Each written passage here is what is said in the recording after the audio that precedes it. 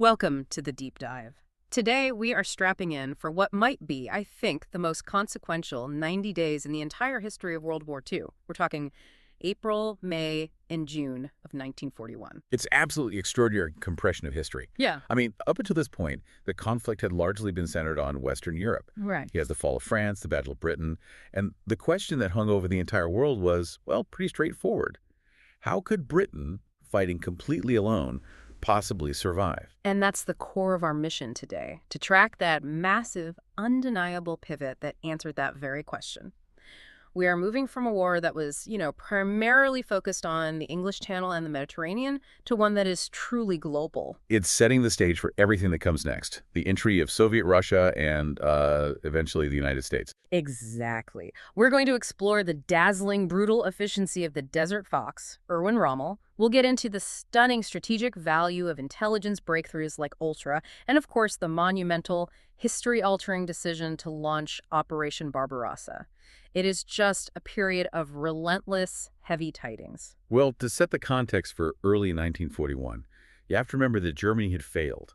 They had failed to secure the air superiority they needed to launch a full-scale invasion of Britain in 1940. The Battle of Britain was a defensive victory for the UK. A huge one. Yeah. So by April of 41, they had fundamentally changed their tactics.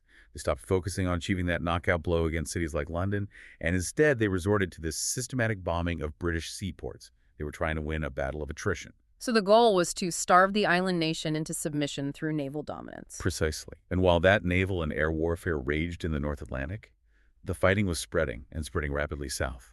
Right, into the Mediterranean. The Allies had just dealt a pretty crushing defeat to the Italian forces at the Battle of Matapan in March. That was a crucial victory for the Royal Navy. It was, but any sense of security that brought his was almost instantly erased in North Africa.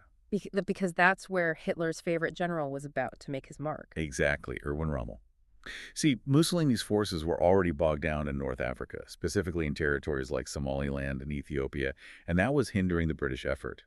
But the conflict in the North African theater wasn't just about territory. It was existential. You're talking about oil. I'm talking about oil. Both the Axis and the Allies were fighting desperately to maintain access to crucial oil supplies flowing through the Middle East.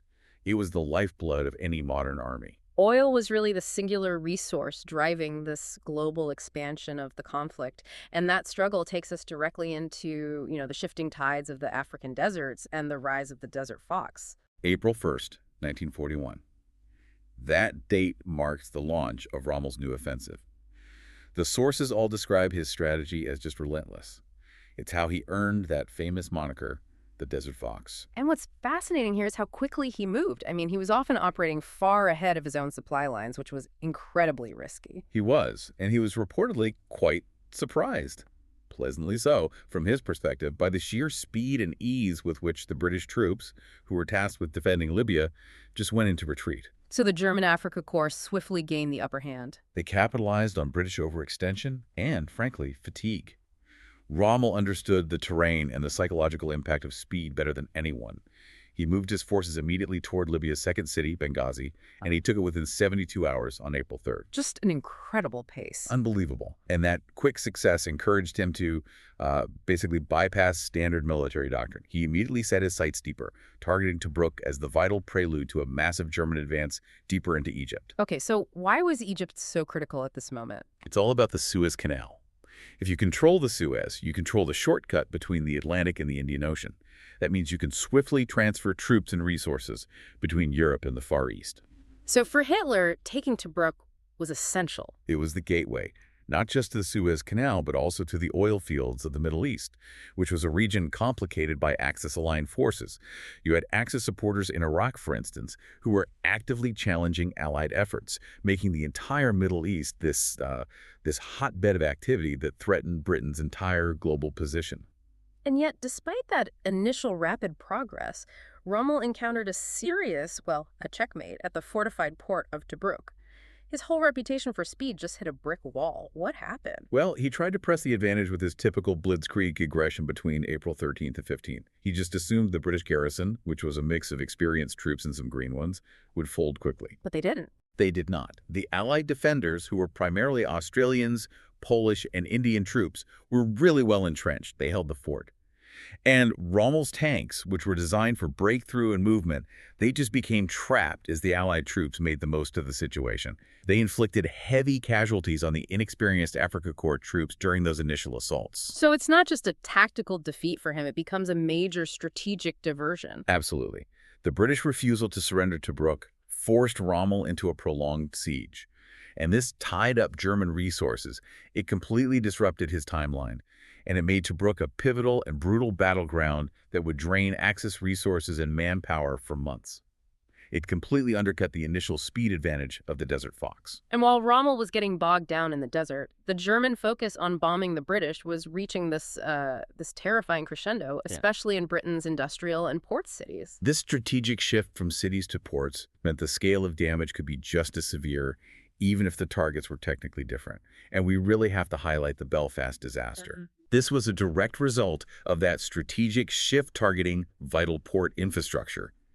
The Luftwaffe conducted one of the most devastating air raids of the entire war on Northern Ireland, and they did it on Easter Sunday, April 15th. The accounts are just chilling. Over 200 German aircraft rained down terror, using a devastating combination of standard explosive bombs and incendiary bombs. And they were specifically targeting the shipyards and the aircraft factories. But the human cost was just staggering. Over 900 people killed and more than 1,500 injured. And here is where we see this dangerous irony in the defense strategy, particularly in cities that weren't London. Well, casualties for the Germans were incredibly light. And that's because the city's defenses were, frankly, negligible. No anti-aircraft guns were fired. RAF fighters were expected to be scrambled from mainland Britain, but they never arrived in time. So Belfast was just left almost completely defenseless. Utterly defenseless against this coordinated assault on a civilian population, which made the casualty count so much higher than it ever needed to be. As intense and targeted as the raid on Belfast was, London suffered the highest death toll for a single raid of the entire war just a few weeks later, on May 10th. That's right. 55 German bombers attacked, and they hit these iconic, culturally priceless landmarks: the British Museum, the Houses of Parliament, St. James's Palace. That one single night claimed 1,364 lives and left over 1,600 injured. And the high casualty count, even with prior warnings, was partly attributed to systemic policy issues regarding civilian protection. The historical records confirm the government was hesitant to provide massive, secure, public air raid shelters. Why? What was the rationale there? They feared that people would become too reliant on government aid, that they'd refuse to return to work, which would undermine the war effort. It was a calculated risk. That's a powerful indictment of the policies at the time. So instead of these big government bunkers, families were encouraged to use subsidized materials to build their own Anderson shelters in their gardens. Or they'd rely on the subterranean protection offered by the London underground stations. They became these ad hoc sanctuaries during the worst of the raids. It really speaks volumes about the tenacity required just for survival during this period.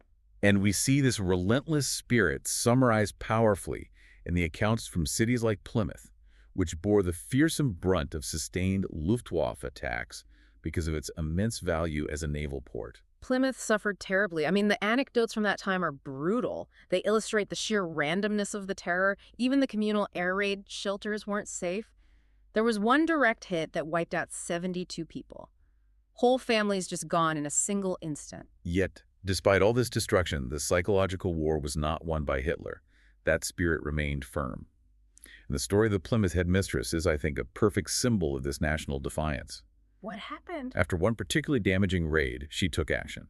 She nailed a wooden sign over the main door of a badly damaged church. It simply said, Resurgam. Resurgam, I shall rise again. Exactly, from the Latin. It's not just a word, is it? It's a commitment. It sums up the resolve of a nation that was being physically dismantled but was just refusing to psychologically capitulate. And this steadfast determination was crucial because the Allies weren't just absorbing damage, they were finally starting to fight back effectively, and their technological advantage was starting to show. Yes. By mid-May, London's aerial defenses had improved dramatically.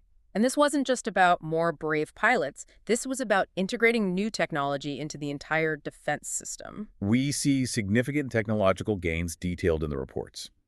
Radar had been revolutionized, which allowed ground crews to be ready well before the raids began.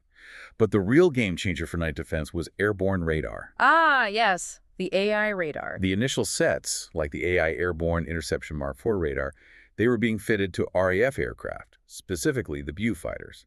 And this new technology dramatically improved nighttime targeting. It allowed British fighters to find and engage German bombers in the pitch black. Something that was previously, what, nearly impossible. Almost. It meant the Luftwaffe could no longer operate with the relative impunity they had enjoyed in 1940. And on the ground, the anti-aircraft batteries in London, which had been, let's be honest, notoriously ineffective early in the Blitz, they were now integrating new gun-laying radar systems. The GL systems that allowed for far more accurate predictive fire against the incoming German bombers. And this integration of radar, both airborne and ground-based, you can see it reflected dramatically in the German casualty statistics, can't you? Oh, absolutely.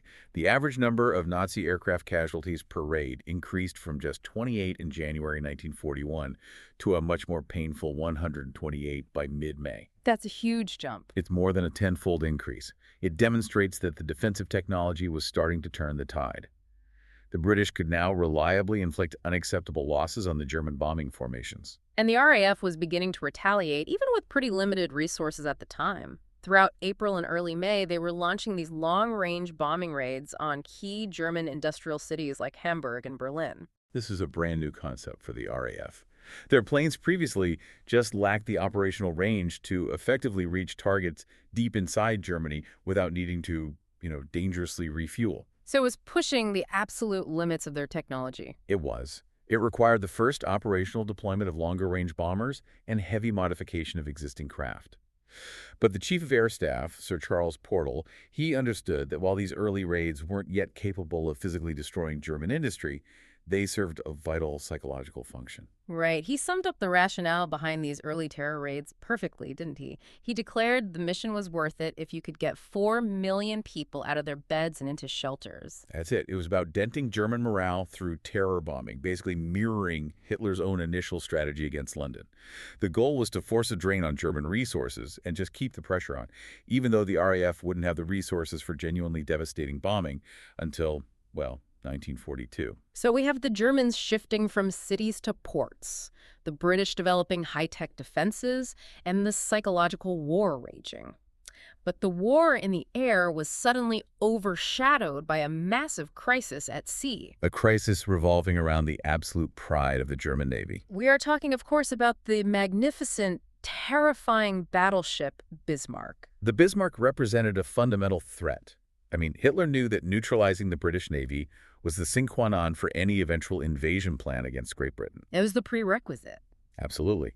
And the Bismarck was designed as a commerce raider that could single-handedly annihilate the Atlantic convoy system. So the Bismarck was dispatched on its first operational sortie, codenamed Operation Rheinerbung, on May 19, 1941. Its mission, alongside the heavy cruiser Prince Eugen, was devastatingly clear. Intercept and destroy Allied convoys crossing that critical supply line between North America and Great Britain. And you have to remember, Allied shipping was already running these terrible risks because of the German U-boats, the Wolfpacks. And now you're introducing a surface monster like the Bismarck. It meant the entire supply line was facing potential collapse. But just as the Bismarck was sailing, the Allies received a monumental glimmer of hope. A breakthrough that would fundamentally alter the outcome of the entire naval war. This is where we need to talk about Ultra. On May 9th, Allied forces boarded a captured German U-boat, U-110, near Iceland. The U-boat was already sinking, but they managed to salvage something priceless. The Enigma machine. A complete Enigma cipher machine. And, crucially, the German code books necessary to use it. Right, that's the part people forget. The books were everything. This single capture was the foundation of what would be systematized as ultra-intelligence. Within days, code breakers at Bletchley Park were able to decipher coded German radio transmissions related to naval operations. So what did that mean in practical terms? It meant Allied Shipping Command could receive critical real-time warning of enemy positions. It was invaluable for rerouting convoys, for identifying U-boat pack locations. It saved thousands of lives and millions of tons of desperately needed war material. But despite this sudden advantage in intelligence, the Bismarck broke out into the Atlantic and was spotted by the Royal Navy. This led to the dramatic Battle of Denmark Strait. And for the British, that initial engagement was a complete disaster. Devastating. The major casualty for the British was the flagship of the British home fleet, HMS Hood. The Hood, a symbol of British naval power. It was hit by a salvo from the Bismarck that penetrated her magazine, resulting in this catastrophic explosion that sunk the ship almost instantly. Only 3 survivors. The reaction from Prime Minister Churchill was one of pure rage and determination, wasn't it? He reportedly demanded that the German ship responsible be hunted down and sunk at all costs. The emotional and strategic impact of losing the Hood was just enormous. So the hunt was on. It was relentless, involving dozens of British ships and aircraft spread across the vast Atlantic. And 2 days later, a decisive blow was struck. Aircraft from the aircraft carrier HMS Royal launched a torpedo attack. Yeah. And they successfully damaged the Bismarck's rudder, which made the gigantic warship effectively unsteerable. So it was crippled. It became an easy, vulnerable target. Exactly. And on May 27th, after a final engagement with British battleships and cruisers, the Bismarck was finally sunk. For the British people, who were still reeling from the psychological warfare of the Blitz, this was a massive, vital morale boost. The terrifying surface threat was eliminated, and that vital North Atlantic supply line was, at least for the moment, secure. And the power of ultra-intelligence wasn't just limited to the Atlantic. It immediately impacted another major engagement just days later, Operation Mercury. The German airborne invasion of the strategic island of Crete. Hitler had planned this attack to consolidate his position in the Balkans after Greece had fully surrendered to the Nazis on April 24th. Crete was a critical base, the last British foothold in the eastern Mediterranean. And one the Allies simply couldn't afford to lose. But this time, the Allies had an immense advantage. Because of Ultra specifically that deciphered Enigma coding, they were already aware that the attack was imminent. They knew the date and the general operational plan. And what's fascinating is that, despite this warning, the German airborne invasion was still swift and massive. It was designed to completely overwhelm the defenses. And the Allies, supported fiercely by the island's civilian population, who took up arms with whatever they could find, they fought fiercely. They did. Reports highlight the sheer intensity of the resistance. The Allies inflicted horrific losses on the Nazi paratroopers on the very first day, May 20th. The casualties were so high that by the end of that day, the Allies genuinely believed they had successfully repelled the entire invasion. But the tide turned dramatically. It did. Due to a critical failure of communication among the Allied command, combined with relentless German pressure, the Germans managed to take the vital Melium airfield on the western side of the island. And once that airfield was secure, that was it. That was the game. They could fly in reinforcements and heavy equipment, and they just overwhelmed the depleted Allied forces. After 10 days of the most brutal fighting, the Germans were victorious. And the Allies were forced into a desperate evacuation, much like Dunkirk a year prior. But here is the huge strategic implication that transcends that tactical victory. Although Germany won the battle, the cost was horrific. The Fallschirmjäger, the elite German paratroopers, suffered such heavy losses that Hitler developed a profound and lasting aversion to large-scale airborne operations. A monumental decision that would affect the entire course of the war. Absolutely. And conversely, the Allies were so impressed by the sheer concept of a mass airborne assault that they immediately started building their own airborne divisions. They recognized the future role of paratroopers in offensive operations. So Crete was a German tactical victory, but arguably a devastating strategic loss in the long run. It crippled one of their most unique and effective offensive assets. Okay, let's shift sharply from the battlefield to the political chessboard, because May 1941 gave us one of the war's most bizarre, inexplicable, and high-profile diplomatic incidents. The bizarre flight of Rudolf Hess. On May 10th, the very same night that London was suffering its worst air raid, Hitler's second-in-command was discovered with a broken ankle in a Scottish field after bailing out of his Messerschmitt 110. It sounds like something out of a novel. What on earth was the motivation for the deputy Führer to fly solo into enemy territory? Well, the general consensus, supported by historical documents, is that Hess was dissatisfied with Hitler's rapidly escalating leadership style. He felt marginalized, often overlooked in favor of ambitious rivals like Göring and Goebbels. And he feared Hitler was leading Germany toward a disastrous two-front war. That's the core of it. So he undertook this solo, completely unauthorized mission to fly to Britain to try and broker a peace settlement with Churchill. He believed he held the key to ending the war in the West, so Hitler could focus all his attention on the East. It just clearly shows how fractured and bizarre the Nazi leadership was becoming, even at this early stage of what they thought was military dominance. It was an international scandal. Hitler immediately disavowed him, claimed he was mentally unstable. Hess was held prisoner. He was tried at the Nuremberg trials after the war, and he spent the rest of his life in Berlin's Spandau prison until 1987. A lonely, strange end for the man who was once second in command of the entire Reich. And while high-profile defectors and tactical battles dominated the news in Europe, Churchill was still working tirelessly to secure support from the most powerful nations still on the sidelines. The United States. The United States. The American public remained staunchly isolationist. They saw the conflict purely as a European affair, and the memory of the immense cost of World War I was still so fresh. President Roosevelt was pushing as far as was politically possible, but public opinion was just resistant to direct entry. However, that opinion was slowly starting to thaw, wasn't it? Under the intense pressure of the Blitz. Absolutely. The daily radio broadcasts from London, detailing the hardships, the sheer terror, and the unwavering resolve of the British people. That fostered a deep and emotional respect across the Atlantic. And the bravery of the RAF during the Battle of Britain also captured the American imagination, especially the exploits of the American Eagle squadrons, which were comprised of U.S. volunteer pilots. The result was tangible and deeply personal. Hundreds of U.S. citizens started volunteering for service in the RAF, hoping to stop Hitler in his tracks. This includes famous figures. Even actors like James Stewart registered for service with the U.S. Army Air Force. It signaled a real societal shift toward recognizing the existential nature of the threat. And this shift gave Roosevelt the political capital he so desperately needed. Churchill's famous plea, "Give us the tools and we'll finish the job," directly led to massive, necessary action. The crucial mechanism being the Lend-Lease Act. We should dive into the logistics and politics of Lend-Lease, which was passed back in March of '41. It was an ingenious political workaround, wasn't it? It was brilliant. U.S. law prevented the government from giving money or selling arms to any belligerent nation.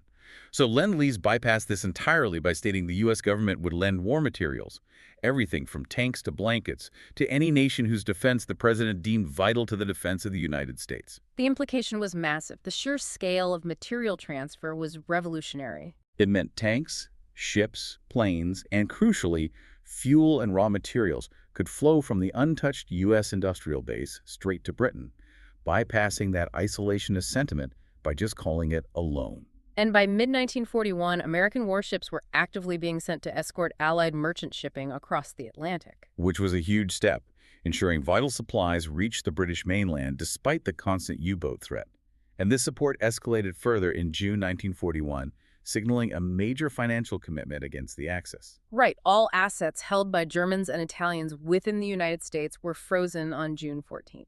And that was a serious financial hit to Nazi wartime funding, much of which was derived from seized gold and confiscated money from victims of the Third Reich. It was a clear, aggressive economic action. Yet, even with these escalating tensions, there remained a very powerful and vocal dissenting view in the U.S., embodied by figures like Charles Lindbergh, the famous aviator. Lindbergh and the America First movement. He argued vehemently that the war was purely a European affair, a historical squabble that did not concern the U.S. And here's where his argument gets really pointed. He believed that by aiding the British, America was making an enemy of the superior German war machine while simultaneously opening itself up to what he perceived as a far greater threat. Communist Russia. Exactly. Lindbergh was convinced that if the U.S. aided Britain, it would lead to Soviet dominance and the eventual destruction of Western civilization. He saw communism, not Nazism, as the true existential threat. It's an extraordinary piece of historical irony, isn't it? Considering exactly where Hitler's focus was heading. Lindbergh couldn't have been more wrong about Hitler's short-term plans. But he was certainly right that communist Russia was about to become the center of the global conflict. But before that massive pivot, we absolutely must address the rising parallel threat in the Pacific. While all eyes were fixed on the Atlantic and the Mediterranean, the tension in the Far East was building rapidly.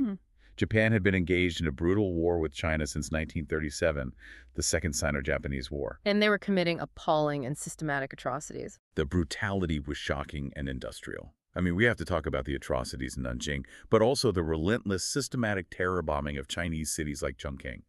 In May 1939, America had already imposed its first sanctions, specifically an embargo on the export of airplane engine parts, following a massive bombing raid on Chongqing that killed over 5,000 civilians in just 2 days. The Japanese military policy was one of deliberate cruelty. The 3 alls, they called it: kill all, burn all, loot all. It was designed to completely break the will of the Chinese people. And that terror continued right into 1941. On June 5th, 1941, the Japanese bombed Chongqing again. The residents sought refuge in deep underground tunnels, but the raid resulted in a catastrophic tunnel collapse and a subsequent carbon monoxide buildup. 4,000 local residents who were hiding were asphyxiated below ground. Just a horrifying incident that shocked global observers. And given Japan's barbaric behavior and its clear expansionist agenda in Southeast Asia, the U.S. continued to increase sanctions. The political maneuver in June, which we just touched upon, was the breaking point. That's the critical decision. Roosevelt suspended petroleum exports to Japan from East Coast and Gulf ports. And Japan was critically lacking in natural resources. It had almost no native oil supply. It needed American oil to fuel its massive military machine, its navy, its conquest of China. The U.S. was supplying over 80% of Japan's oil needs. So by suspending those exports, the U.S. wasn't just imposing a fine, it was creating an existential military crisis for Tokyo. Precisely. Japan had only a finite supply of stored oil, perhaps enough for 18 months of war.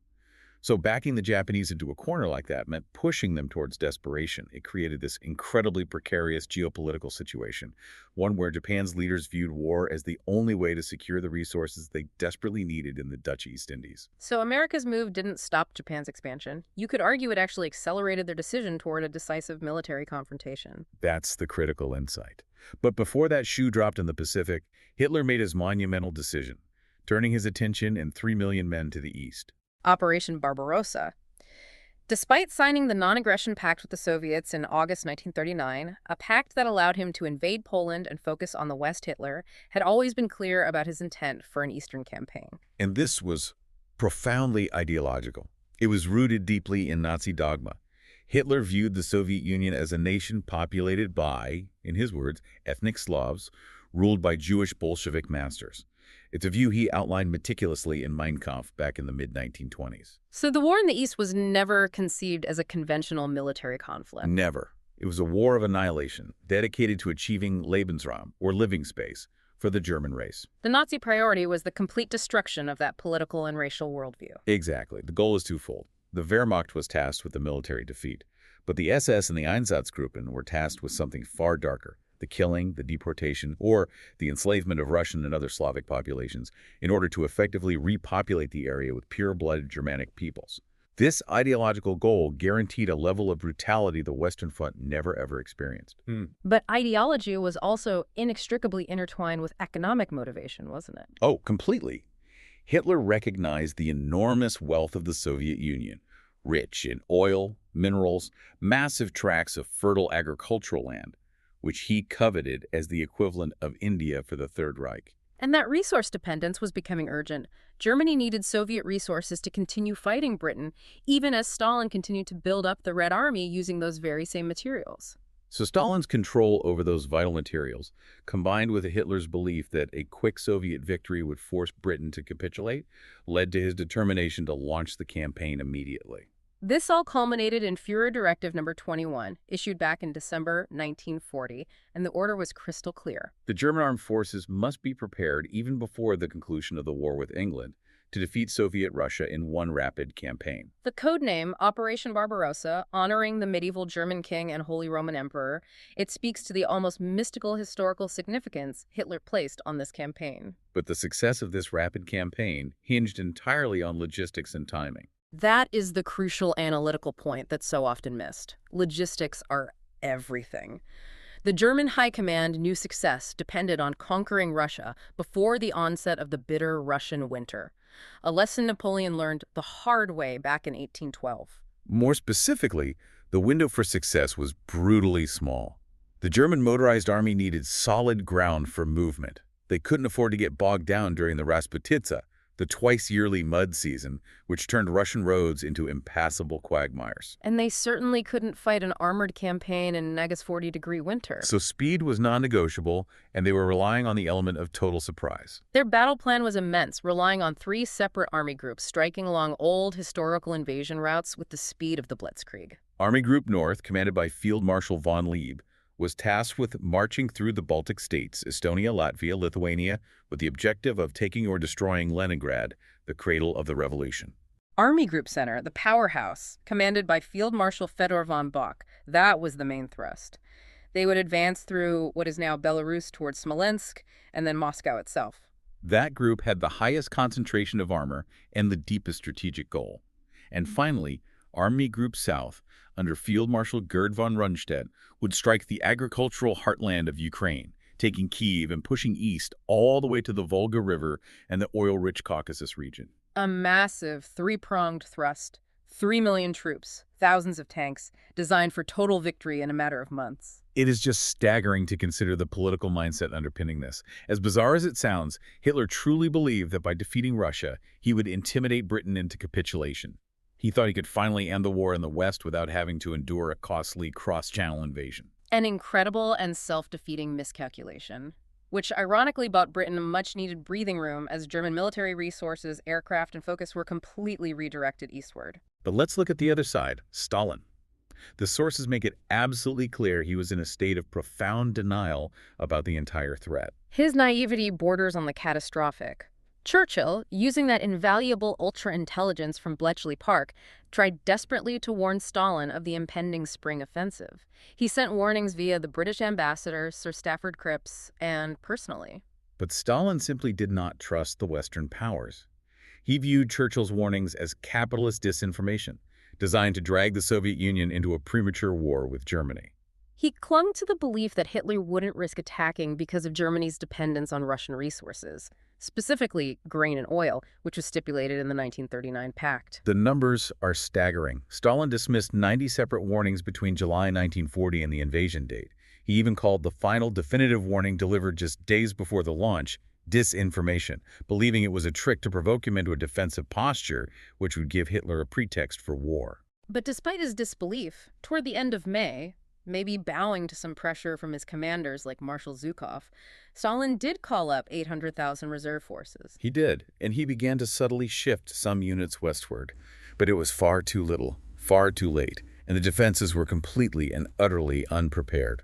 So everything was in place. In the early hours of Sunday, June 22, 1941, Operation Barbarossa began, precisely as the Russians had been warned. The Luftwaffe launched massive bombing strikes against major Soviet cities, airfields, and rail junctions. 3 million German troops, supported by over 3,000 tanks and 7,000 artillery pieces, poured across the border, relying heavily on that element of surprise that Stalin had so generously provided. The initial reaction from Stalin was telling a total psychological collapse. When Marshal Zhukov telephoned him with the news that the invasion had begun, the Russian leader was reportedly completely silent. Zhukov had to repeat the information multiple times. It was evident Stalin simply could not absorb the reality of the betrayal. The initial chaos was immediate and devastating.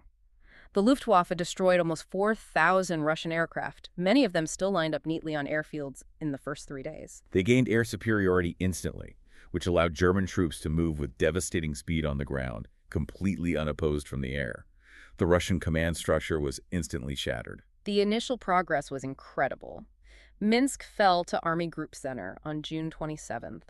Within the first 2 weeks, Hitler's tanks had advanced roughly 400 miles. They were already a third of the way to Moscow. The Russians were in complete disarray, suffering losses in men and equipment on a scale that just defies comprehension. And the international reactions reflected the sheer complexity of the geopolitical situation.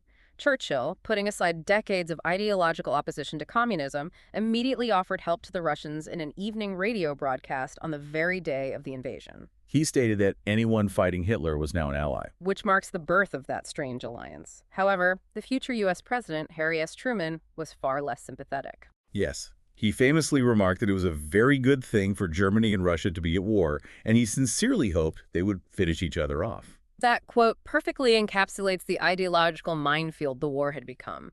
The immediate political landscape shifted overnight, transforming the single-front European conflict into a colossal global struggle, creating this complex, strange alliance that was purely one of convenience. And that takes us to our final analysis of this extraordinary 90-day period.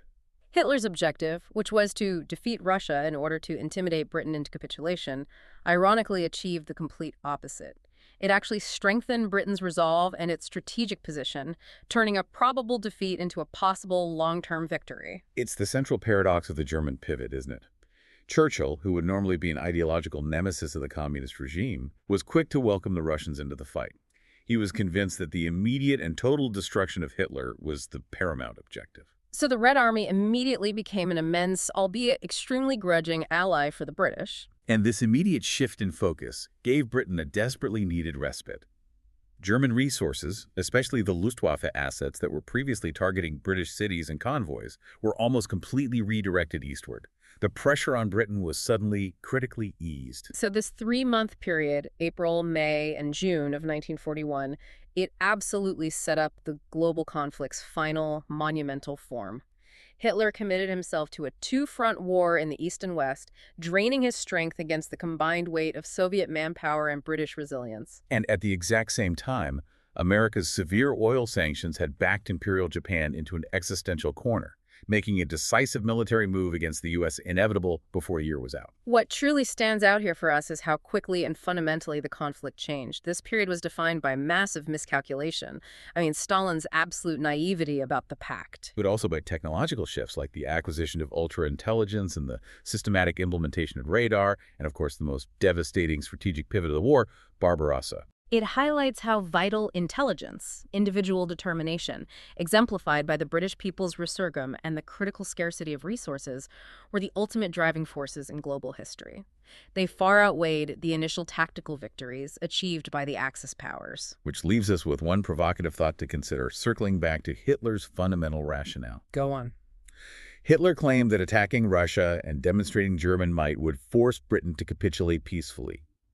But given that British resolve was already proven beyond a shadow of a doubt, through the fortitude shown in weathering the Blitz, the psychological power of resurgam, and the success in sinking the Bismarck, was Hitler's pivot east, based on rational strategy. Or was it entirely driven by ideological obsession, guaranteeing the long multi-front war he initially hoped to avoid?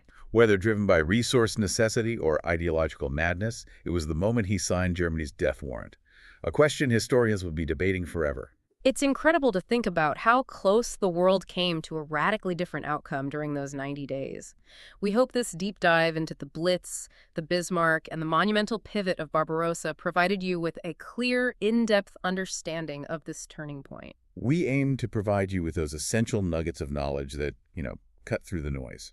And if you enjoyed learning about these intense moments in history, and you want to ensure we can keep bringing you this level of detailed analysis and context, you can support our channel and our ongoing mission to uncover the truth behind these pivotal events by clicking the shop link in the description. There, you can purchase our exclusive War Stories merch. Your support keeps the deep dives coming and helps us synthesize these massive historical events for you. Thanks for tuning in. We'll see you on the next one.